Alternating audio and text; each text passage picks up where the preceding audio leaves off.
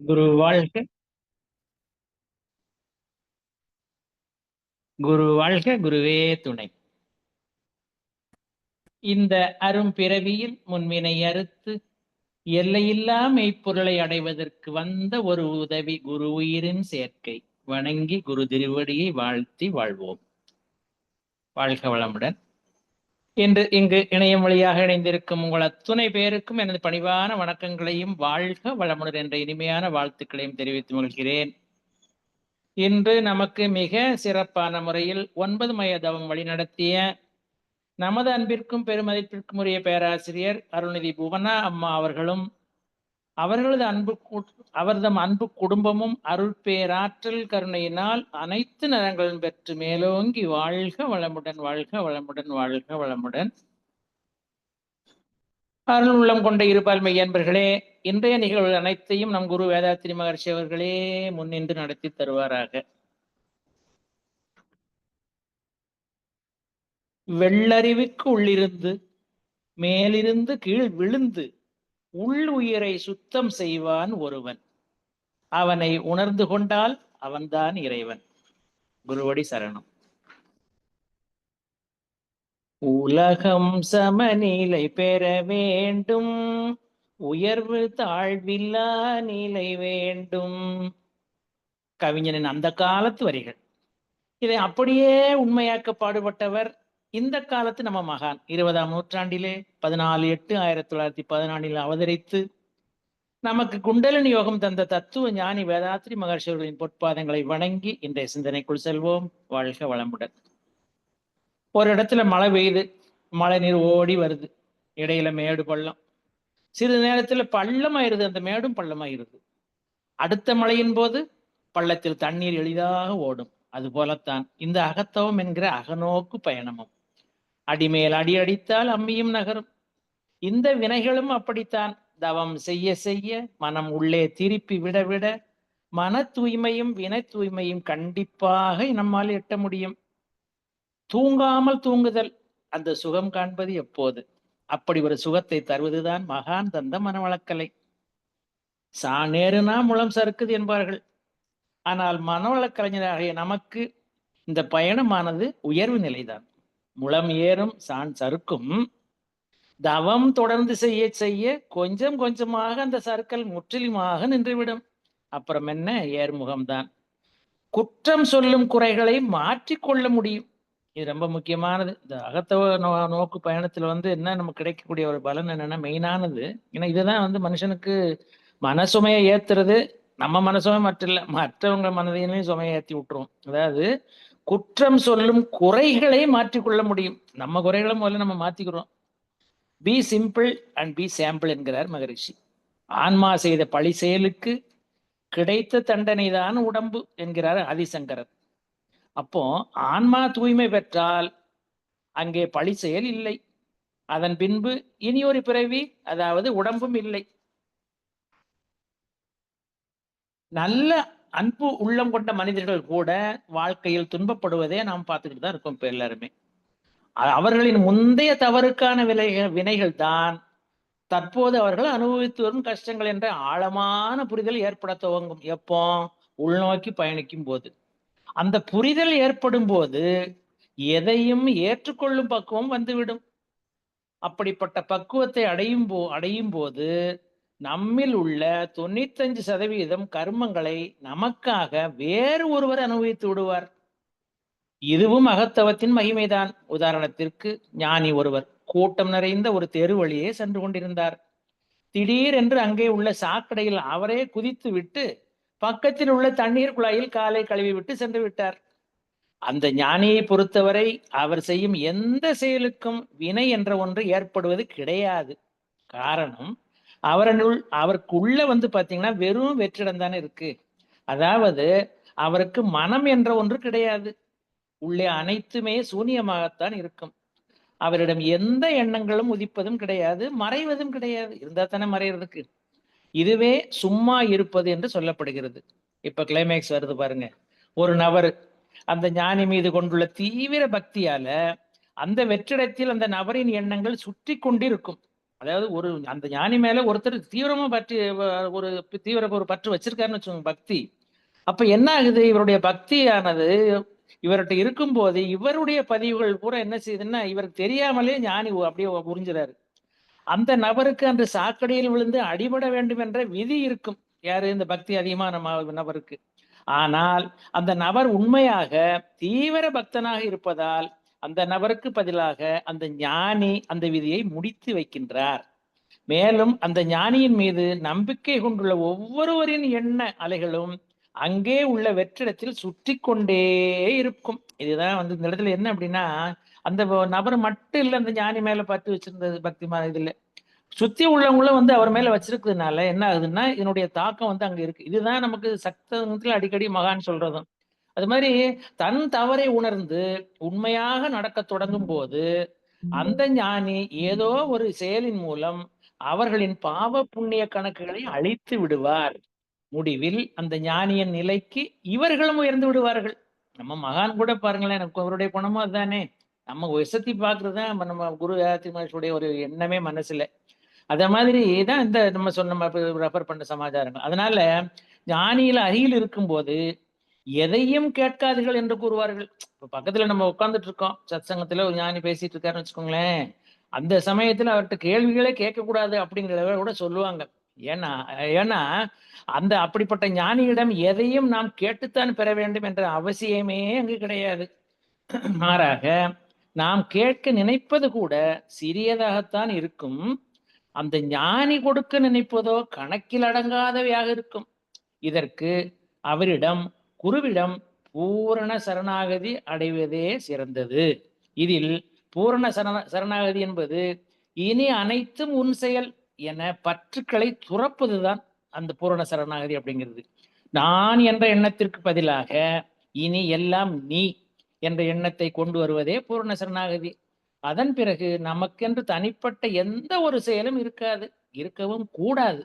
நாம் செய்யும் ஒவ்வொரு செயலும் அவன் செய்வதாகவே இருக்க வேண்டும். இந்த மாதிரி உணர்வுகள் தான் இயல்பாகவே வந்துவிடும். நாம் நம் அகத்தினுள் செல்லும் போது, ஆழ்ந்து தவம் செய்யும் போது. இப்போ இதே என்ன பார்த்தீங்கன்னா, இதே சம்பவம் ஆழியார்ல கூட, ஆழியார்ல மட்டும் இல்ல, எந்த ஊர்ல மகரிஷி சொற்பொழிவு நடந்தாலும் சரி, அன்பர்கள் என்ன செய்வாங்கன்னா, மனசுல இது இன்னைக்கெல்லாம் மகான்கிட்ட இந்த கேள்விகளும் கேட்கணும் அப்படின்னு நினைக்கக்கூடிய காலகட்டத்துல கூட அவங்க என்ன நினைக்காங்களா கேட்கறதுக்கு முன்னாடியே மகான் எல்லாத்தையும் கவர் பண்ணிடுவார். மகானுடைய சொற்கள் பார்த்தீங்கன்னா, அந்த கேள்வி என்ன கேட்க போறாங்களோ அதுக்கு முன்னாடியே அது அத்தனையும் அதுல அமைஞ்சு போகும். ஆக இவங்க என்ன கேட்கணும்னு நினைச்சாங்களோ அதுக்கு அங்க வேலையே இல்லாம போயிடும். அத மாதிரி இந்த சும்மா இரு அப்படிங்கறதான் பெரிய விஷயம். அது நம்ம குரு அகத்தவத்துல சொல்லக்கூடிய ஒரு வார்த்தை அடிக்கடி நம்ம கேள்விப்படுறதான், சும்மா இரு அப்படிங்கிறது. எந்த செயலும் செய்யாமல் யாராலும் இருக்க முடியாது. ஒரு செய்கையும் இல்லாமல் ஓய்ந்திருந்தால் கூட மனம் எதையாவது சிந்தித்து கொண்டுதான் இருக்கும். சிந்தித்தல் என்பதும் ஒரு செயல்தானே, அதுவும் வலிமையான செயலும் கூட. அது எந்த வேலையும் இல்லாதவனை நாம் அவன் சும்மா இருக்கிறான் என்று சொல்கிறோம். ஆனால் அவன் சும்மா இல்லை, அவனும் ஏதாவது செய்து கொண்டிருக்கிறான். ஏதோ அவனும் ஒண்ணு நினைச்சுக்கிட்டு இது மனசுக்குள்ள செஞ்சுட்டு தான் இருக்கான். எதையோ எண்ணிக்கொண்டுதான் இருக்கிறான். எண்ணங்கள் அறவே எழாத நிலைதான் சும்மா இருக்கும் நிலை. அது ஞானிகளுக்கு மட்டுமே சித்திப்பது. நம் குருவின் விளக்கமும் அதுதான். சும்மா இருக்கும் சுகம் என்று ஞானிகள் பாடுகிறார்கள் இல்லையா? பல ஞானிகள் அதான் சொல்லிட்டு இருக்காங்க. எண்ணங்கள் எழாத மனத்தோடு இறைநிலையில் இரண்டர கலந்திருத்தல் தான் சும்மா இருத்தல். குரு கூட நமக்கு துரியாதீதம் போகும்போதும் சரி, 9 மாயத்தில் இறைநிலையில போய் டச் பண்ணும்போது இதை கூட சொல்லக்கூடிய வார்த்தை தான் அது.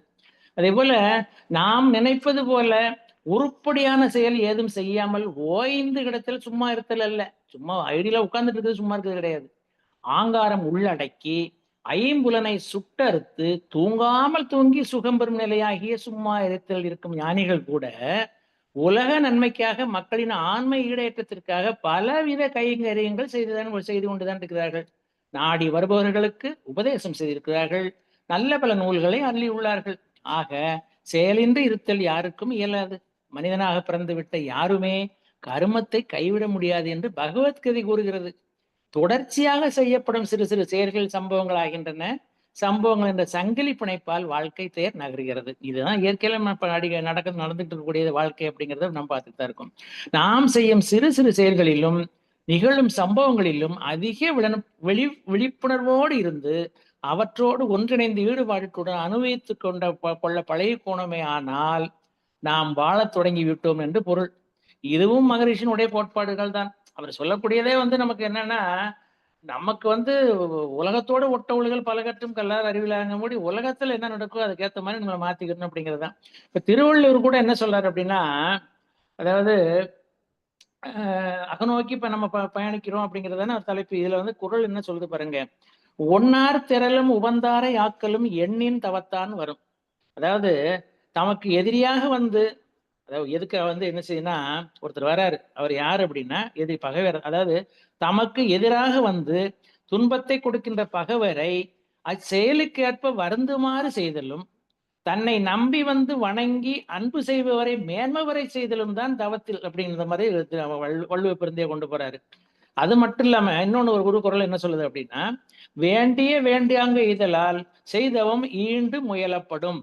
அதாவது வினைகளின் தடை கடந்து ஒருவன் வேண்டிய பேர்களை வேண்டியவாறு அடைய முடியும் என்பதால் தவத்தை விடாமல் முயற்சியோடு செய்தல் வேண்டும் அப்படிங்கிறது இந்த குறளுடைய பொருள். இந்த மாதிரி இன்னொரு குறள் கூட என்ன சொல்லுது அப்படின்னா, சுடரும் பொன்போல் ஒளிவிடும் துன்பம் சுட நோக்கிற்பவர்க்கு. அதாவது பொன்னானது புடம்போட்டு சுட அதன் அழுக்குகள் வெளியேறி ஒளி விடுவது போல தியானம் செய்பவருக்கு துன்ப அனுபவமாக பழி செயல்கள் வெளியேறி ஆன்மா தூய்மை பெறும். இப்போ தவத்தினுடைய தன்மை என்னன்னா, நோக்கி நம்ம பயணிக்கும் போது நமக்கு வேண்டிய ரிசல்ட் என்னன்னா ஆண்மை தூய்மை பெறணும். அதுதான் இப்படி. அது மாதிரி இன்னொன்னு பாருங்களேன், நம்ம குரு என்ன சொல்றாரு பாருங்க, அகநோக்கு பயணம் தீவிரம் அடையும் போது அதுவானால் அதுவே சொல்லும் அப்படிங்கிறாரு குரு. இப்ப பாருங்க, இன்னொரு சின்ன ஒரு இது கூட, பாண்டவர்கள் வில்வீரன் அர்ஜுனன் அவனுடைய மகன் அபிமன்யு.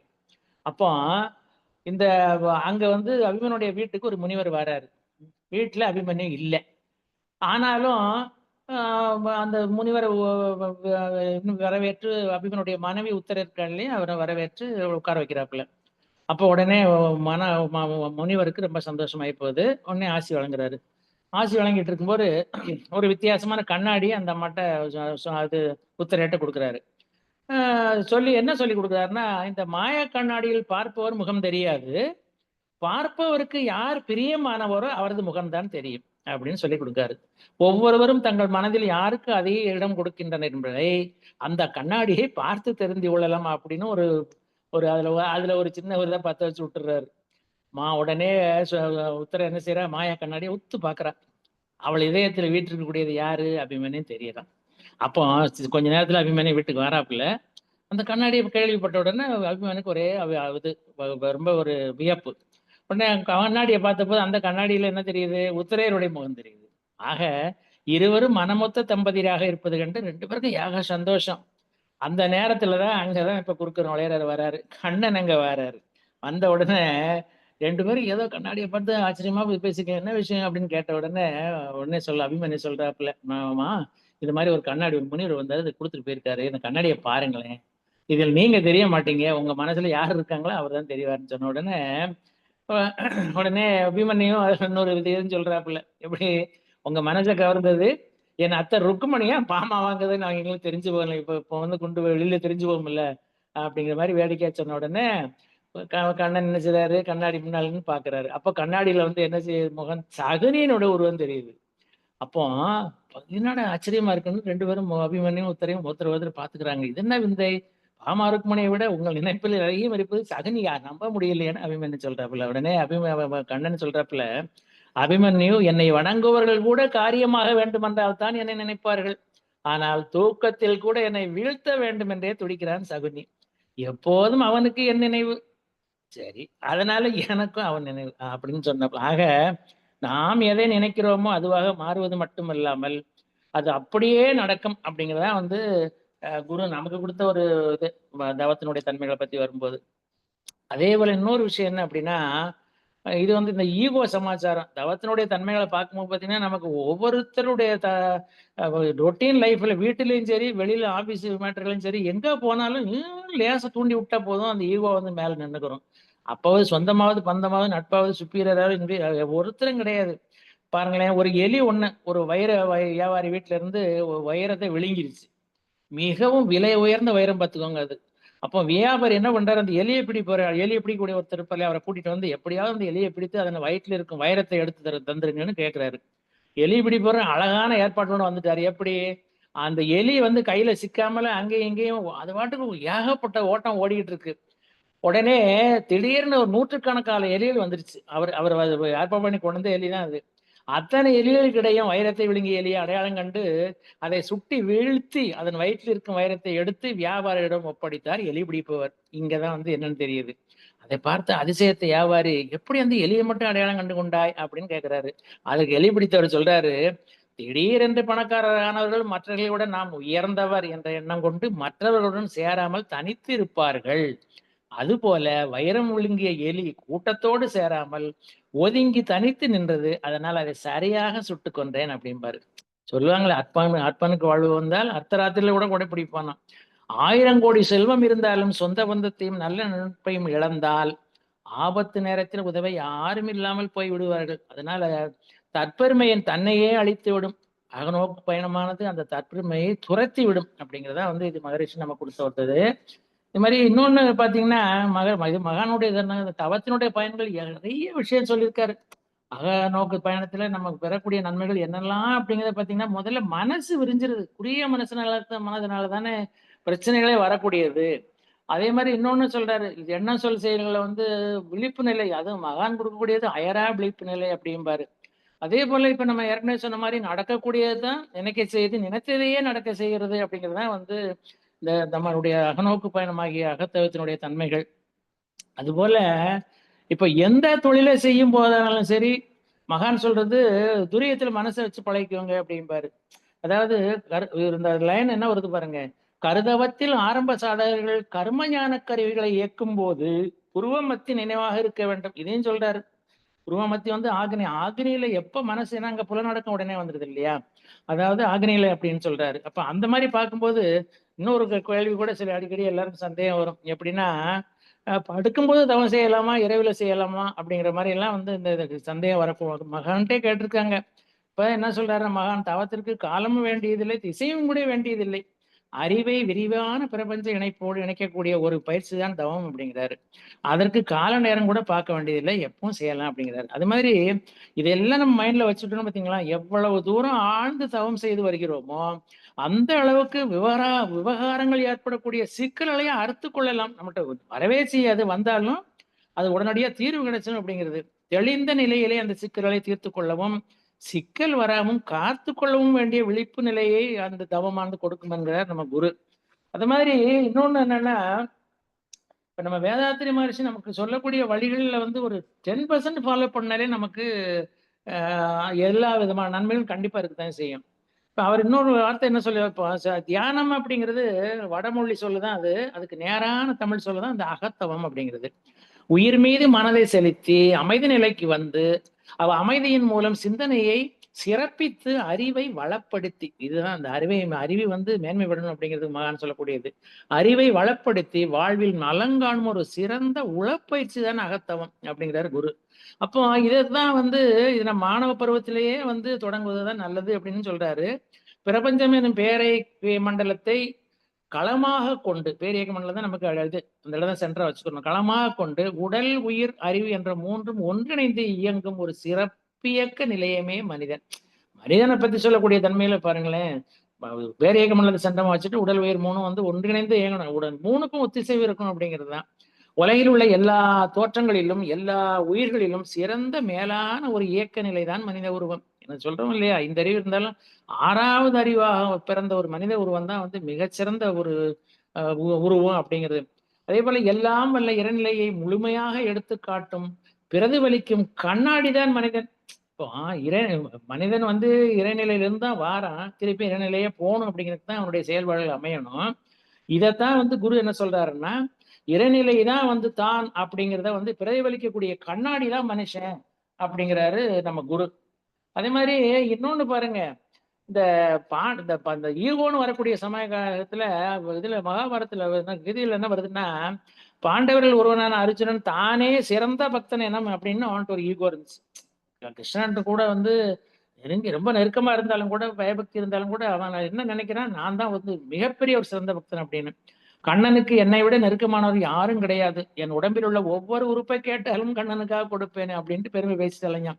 இதை கேள்விப்பட்ட உடனே கண்ணனுக்கு ரொம்ப கடுப்பாகி போச்சு. உடனே அவனை இழுத்துட்டு போறாங்க கூட, இங்க வா என் கூட. ஒரு ஏழையினுடைய சின்ன குடிலுக்கு அங்க கூப்பிட்டு போறாங்க. அங்க ஒரு சிறுவனும் அவங்க அப்பா அம்மாவும் தான் இருக்காங்க. உடனே கண்ணனை பார்த்தோன்னா, கண்ணா உன்னை தரிசிக்கும் பேறு பெற்ற நாங்கள் பாக்கியசாலிகள் அப்படின்னு சொல்லிட்டு என்ன சொல்றாங்க அப்படின்னா, இப்படி வந்திருக்கியே எங்க இடத்துக்கு, உனக்கு காணிக்கையா தர என்கிட்ட எதுவுமே இல்லையே, இங்க உள்ள எத்தனை நாள் நீ கேளு, இருக்கிறத கேளு உன் கண்ணில் படுறத அப்படின்னு தந்தை சொல்றாரு. உடனே கண்ணன் சொல்றாரு, விலை மதிப்பெற்ற ஒரு பொருள் உங்களிடம் இருக்கிறதே அப்படின்னாப்புல. உடனே தந்தை, புரியவில்லையே கண்ணா அப்படின்னு சொன்ன உடனே, இதோ இருக்கிறானே உன் மகன், இவன் விலை மதிப்பு இல்லாதவன், இவனை கொடுங்கள் என்றார். சாதாரண கேஷுவலா சொல்றாரு. இதோ தருகிறேன் என் கண்ணனின் பாதத்தில் காணிக்கையாக பெற்றோர் அர்ப்பணி அப்படின்னு சொல்லி கொடுக்குறாங்க. உடனே கண்ணன், இப்படி எல்லாம் தரப்படாது. பெற்றோர் இருவரும் இவனது உடம்பை வாளால் அறுத்து வலது பாகத்தை மட்டும் தர வேண்டும். அதிலும் ஒரு நிபந்தனை, வலது பாகத்தை மட்டும் அறுத்து கொடுத்துட்டா போதாது. சரின்ட்டு சொல்லிடுறாரு தந்தை. சரின்னு சொன்ன உடனே அவர் கண்ணன் ஒரு கண்டிஷன் போடுறாரு பாருங்க, உடலை அறுக்கும் போது சிறுவன் உட்பட மூவருக்கும் கண்ணீர் வரக்கூடாது அப்படின்னு சொல்றாப்புல. யாருக்கு தான் இந்த மாதிரி எல்லாம் வர உணர்வுகள் வராம இருக்கும்? பையனுக்கு வராம இருக்கலாம், தாய்க்கு வராம இருக்குமோ, தந்தை கூட வராம இருக்கலாம். உடனே இவன் இவ்வளவு சொன்னதுதான் கண்ணன் சட்ட சட்டம் வேலையை ஆரம்பிச்சிட்டாங்க. மகனின் தலை அறுபட்ட பிறகும் பெற்றோரின் மனம் கலங்கவில்லை. இதுதான் முக்கியமான இடம். ஆனால் சிறுவனின் இடக்கண்ணில் இருந்து கண்ணீர் வந்தது. இப்ப இதை கண்ட கண்ணன், நிறுத்து, கண்ணீர் சிந்துகிறான் இவன், யாரும் கண்ணீர் விடக்கூடாது என்பதுதானே என்னுடைய கண்டிஷன் அப்படின்னு சொன்ன உடனே என்னோட காணிக்கை ஏற்க மாட்டேங்க அப்படின்றாரு கண்ணன். உடனே அடுத்தாப்புல என்ன நடக்கு பாருங்க, இடக்கண்ணில் இருந்து கண்ணீர் வருவது ஏன் என தங்களுக்கு புரியவில்லையா? பகவானுக்கு காணிக்கையாகும் பாக்கியம் வலது பாகத்திற்கு மட்டும் தானே கிடைத்தது என கண்ணன் போட்ட கண்டிஷன் என்ன, வலது பாகத்தை கொடுக்கணும் அப்படிங்கிறது. அதில் பங்கு இல்லையே என இடப்பாகம் வருந்துகிறது என்றார் தந்தை.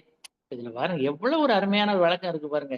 இதை பார்த்து அர்ஜுனன் இங்கதான் வர்றாப்புல. அர்ஜுனோட ஈகோயிஸ் என்ன ஆகுது, நான் தான் கிருஷ்ணன் அட்டாச்மெண்டா இருக்குன்னு பாருங்க.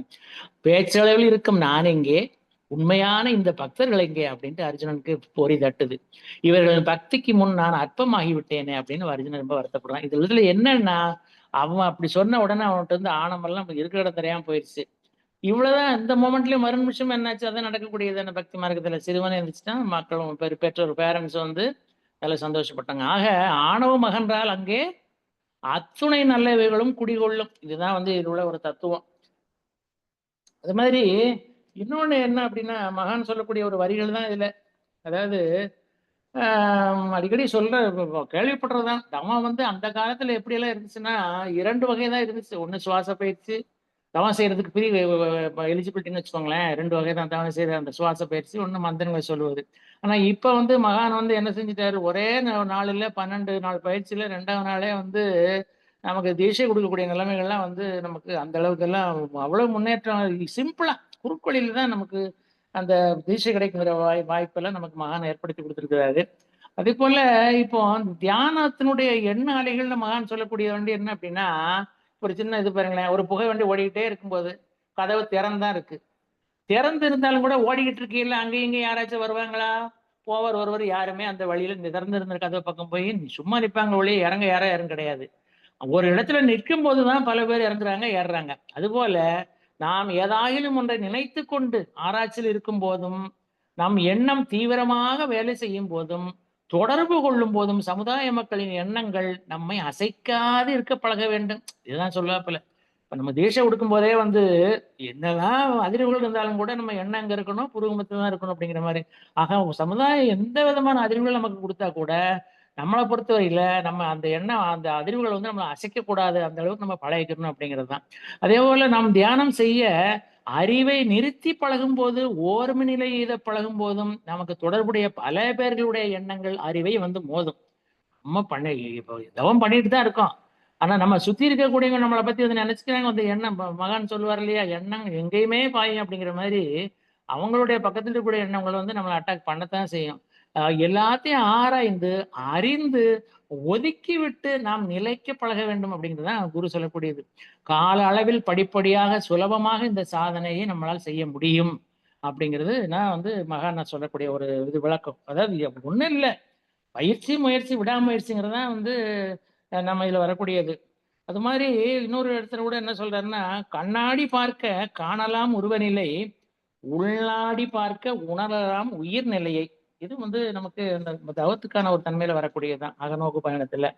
அது மாதிரி இப்ப இப்படி நிறைய ஒரு இடத்துல இந்த மகான் ராமகிருஷ்ணர்ட்ட வந்து 3 மாணவர்கள் படிக்கக்கூடிய சமயத்துல, அறிவுனா என்ன, ஞானமா என்னன்னு வரக்கூடியதுல நம்ம எல்லாம் கேள்விப்பட்டது தான் இது. ஒரு 3 டம்ளர்ல பாலா வச்சிருக்கிறது, தங்கம், வெள்ளி, பித்தளைன்னு வரக்கூடியதுல 3 பாலையும் போய் குடிச்சிட்டு வான்னு சொல்லக்கூடியதுல, ஒருத்தன் வந்து இப்ப தங்கத்த குடிச்சவன் ஹேப்பியா இருக்கான், அடுத்து வெள்ளிய குடிச்சவன் ஹேப்பியா இருக்கான், அந்த பித்தளை இருக்குன்னு வந்து வருத்தத்தோட வாரான். ஆனா பால் உள்ள இருந்தது பார்த்தீங்கன்னா, ஒரே குவாலிட்டி தான். அப்ப அந்த ஒரே குவாலிட்டின்னு வரும்போது, அக நோக்கு பயணத்துல நமக்கு முழு வெற்றி காணணும் அப்படின்னு சொன்னா, அதுக்கு அத்தாட்சியே வந்து ஞானம் பெறுதல் தான். அப்ப இந்த ஞானம் அப்படிங்கிற அந்த பாலினுடைய குவாலிட்டி அவங்க உணராதனால, நமக்கு அந்த 3 பையங்கள்லயும் வந்து அந்த வித்தியாசம் இருந்துச்சு அப்படிங்கிறது நம்ம கேள்விப்பட்டது இது. இதுல தான் வந்து நம்ம குரு வந்து பிரம்மஞான பயிற்சியில அழகா நமக்கு தெளிவுபடுத்திட்டாரு. அறிவு முழுமை அது முக்தி. ஆம், அறிவு முழுமை பெறுதலே முக்தி. ஞானம் அதற்குத்தான் தவம் அப்படிங்கிறது தான் இதில் உள்ள ஒரு கருத்து. அது மாதிரி ஆ நமக்கு நெறைய இது மகான பொறுத்தவரையில அகத்தவத்தினுடைய தன்மைகள வந்து நெறைய சொல்லிட்டு தான் போறாரு. இருந்தாலும் கூட நமக்கு இப்ப நேரம் கருதி நம்ம முடிக்கக்கூடிய ஒரு நிலைமையில வந்து நிக்கிறோம். ஆ இறுதியா இறுதி நிலைக்கு வந்திருக்கணும் வைங்களேன். நெறைய விஷயங்கள் இருந்தாலும் கூட நம்ம வந்து நேரம் கருதி இத குறைச்சு தான் ஆகணும் அப்படிங்கிற ஒரு சூழ்நிலை. ஸோ இப்போ ஒரே ஒரு சின்ன இது. அது என்ன அப்படின்னா, ஆம் இந்த வாரியார்கள் கூட அடிக்கடி நம்ம சொல்லக்கூடிய ஒரு தன்மைகள் நம்ம கேள்விதான் பட்டிருக்கோம். அதாவது அந்த தவம் பண்ணும்போது அந்த இடத்துல பார்த்தீங்கன்னா, அந்த உணர்வ பத்தி வரக்கூடிய சமயத்துல வாரியார் பெருமா சுவாமிகள் என்ன சொல்றாங்க அப்படின்னா, "உணவுக்கும் உணர்வுக்கும் நெருங்கிய தொடர்பு இருக்கு" அப்படிங்கிறாரு. யாரு சுவாமிகள், வாரியார் சுவாமிகள். நம்ம குரு சொல்றதும் அப்படிதான். உணவுல வந்து அளவு இருந்தா வந்து ஆனா அந்த உணவு இது 5 அளவு முறையில வரக்கூடியது தான். உணவுல சம்மந்தப்பட்டவங்கள எப்படிலாம் சாப்பிடணும், போகணும் அப்படிங்கிறதெல்லாம். அதுல தான் சொல்றாரு இல்லையா? அதாவது "அளவோடு உண்டால் உடல் உணவை ஜீரணிக்கும்" அப்படிங்கிற மாரி வாசகம். அதே மாரி இந்த தவம் ஒண்ணு பண்றதா இருந்தா சொல்லுவோம், இடையில பார்க்குவோம். தூங்காமல் தூங்கி அப்படிங்கிறதுக்கு உணவின் பங்கு எப்படி மூக்கு முட்ட புடிச்சோம்னா, அங்க தவத்திலயும் தூக்கம் தான். அதுலயும் கூட ஒரு சும்மா சுவாமியெல்லாம் சொல்லுவாங்க. தவத்துல வந்து தலை முன்பக்கம் சாஞ்சா தூக்கம். காரணம் உணவு அன்லிமிட்டட் அப்படிங்கிறது. பின்பக்கம் சாஞ்சா நமக்கு வந்து அதுல வந்து நிஜமாவே தவத்தினுடைய ஆற்றல் நமக்கு வாங்கிட்டு இருக்கணும் அப்படித்தான் அப்படின்னு நினைக்கிறோம். அதேபோல தவம் செய்யறதுங்கிறது சாதாரண விஷயம் கிடையாது. முயற்சி திருவினையாக்கும் அப்படிங்கிற மாதிரி, கண்டிப்பா வந்து காலையில ஒரு நேரம், சாயங்காலம் ஒரு நேரம் நம்ம அவசியமா தவம் செஞ்சு தான் ஆகணும். தவம் எவ்வளவுக்கு எவ்வளவு செய்யறோமோ, அவ்வளவுக்கு அவ்வளவு நம்ம வந்து ஆன்மா வந்து தூய்மை அடையுது. அதுல அடிக்கடி சொல்லக்கூடியது எப்படின்னா, இந்த இமயம் கூட நகர்ந்து வழிவிடும். இலக்கை அடைய முயற்சிக்க முடியும் என்றால், அதான் அந்த தவத்தினுடைய தன்மை. நம்மளுடைய இது என்ன? வாழ்வின் நோக்கம் என்ன? இறைநிலையை உணர்றது தானே! அப்போ அதுக்கு தான் தவம் வேணும் அப்படிங்கிறது. அதே மாரி இன்னல்கள் இலவம் பஞ்சாகும். இடறி விழுந்தாலும் எழுவேன் என்று கூட கூற முடியும் என்றால், வானம் வசப்படும் தடைக்கற்களை படிக்கற்களாக ஆக்க முடியும் என்றால், வாழ்க்கையே வசப்படும் வாழ்வேன் என்ற உயிர்ப்புடன் கூற முடியும் என்றால், அகிலம் அமைதி பூங்காவாகும். பிறன் வலி தன் வலியாக கருதும் கருணை மலையில் நனைய முடியும் என்றால், இதுதான் ஒண்ணு. இந்த இரண்டொழுக்க பண்பாடுல வரக்கூடியதுதான் இது. யாருக்கும் துன்பக்கூடாது. அதாவது தன் வலிய பிறருடைய வலிய தன் வலியா நினைக்கணும் அப்படிங்கிறது. எப்போதுமே எதுவுமே முடியும், முடியும் என்று எண்ண முடியும் என்றால், அது எப்போதுமே நமக்கு பிளஸ்ஸா தான் இருக்கும். பாசிட்டிவ் தாட்ஸ் அப்படிங்கிறது. அது மாதிரி முடியும் என்று முயற்சித்தால் விடியல் வீடு தேடி வரும். விளைவு அச்சத்தால் அயர்ந்த மனம் வாழ்வின் உச்சம் தொட்டு உயர்ந்து விடும். தோல்விகள் வீழ்வதற்கல்ல, எழுவதற்கே. சோதனைகள் மடிவதற்கல்ல, வாழ்வதற்கே. எதுவுமே உன்னை எதிர்க்க அல்ல, நீ எதிர்கொள்வதற்கே. நம்பிக்கை உன் ஆன்மாவில் நிறையட்டும் அப்படிங்கிறதா வந்து மகான் சொன்ன கருத்து. இந்த வகையில வந்து முயற்சி உடையார் இகழ்ச்சி அடையார். இது சார்ந்த ஒரு வாக்கு. ஆக அத்தனையும் நிறைவேறும் எப்போ? நாம் நம் குருவின் பயிற்சிகளை முறைப்படி தவறாது செய்யும்போது, மேலும் நமக்கு பயணத்தில் வெற்றி பெறுவோம் என்று கூறி, இந்த சிந்தனையை நிறைவு செய்து கொள்கிறோம். எனக்கு இந்த மிக மிக அரியதொரு வாய்ப்பளித்த நமது நார்வே டென்மார்க் மனவளக்கலை மன்ற அத்தனை பொறுப்பாளர்களுக்கும், இதுவரை செவிமடுத்த நமது அன்பு உள்ளங்களுக்கும் எனது நெஞ்சார்ந்த நன்றிகளை தெரிவித்து, என்னுடைய உரையை நிறைவு செய்து கொள்கிறேன். வாழ்க வளமுடன், வாழ்க வளமுடன், வாழ்க வையம். மிக்க நன்றிகள் அம்மா, நன்றிகள் ஐயா, வாழ்க வளமுடன். நன்றி ஐயா.